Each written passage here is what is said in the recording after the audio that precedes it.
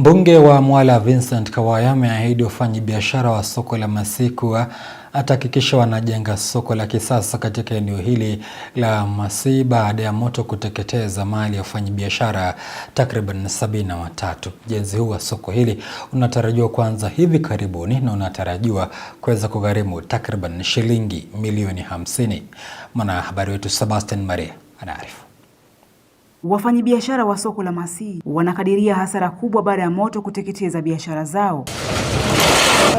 Zaidi ya wafanyabiashara 73 wanakadiria hasara baada ya mali yao kuteketezwa licha ya juhudi zao za kuzima moto kuambulia patupu. Nimekuja hapa leo kwa sababu nimekuwa nafuatilia huu mkasa kutoka the first time moto ilifanyika hapa Masii. Tukasaidiana na kamati ya hapa, vijana wa hapa shupavu ambao walisaidia kuzima moto. Kuna wale pia walipoteza vioski vyao, mabati.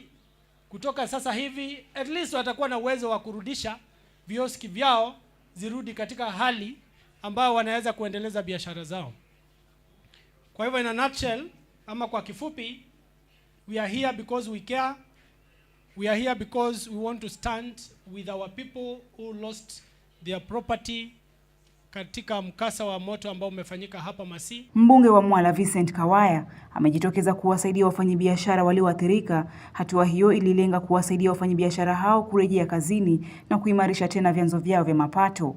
Ndio tuweze kusaidia hawa waweze kuamka kidogo. Hata kama itaweza kufikia ile kiwango ambao walikuwa wamefikia, lakini tuwasaidie kidogo. Ndio nikaja hapa nikapewa list kutoka juzi.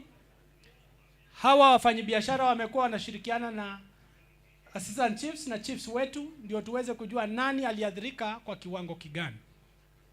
Na ndio sababu tumekuwa tunasaidiana hapa. Tumekamilisha hiyo program na niko na imani kwamba yule ambaye alipoteza kibanda yake sasa ako na uwezo wa kutengeneza kibanda kingine. Kawaya alitangaza mpango wa kuanza ujenzi wa soko la kisasa lenye thamani ya shilingi milioni 50 ambalo litatoa mazingira salama na kuboresha hali ya biashara kwa kuwasaidia kuzuia hasara kama hizo siku zijazo. Kujenga market hapa ambaye ni more permanent, na hiyo market itagharimu 50 million. Hiyo market tunajenga hapa ni kupitia kwa msaada wa Rais wetu William Samoei Ruto. Mnajua katika safari yake hapa Mwala juzi alitupatia 150 million niweze kuangalia ni market gani 3 katika constituency ya Mwala ambaye anataka kupatia priority. Na one of the markets nilipatia priority ni hapa Masii.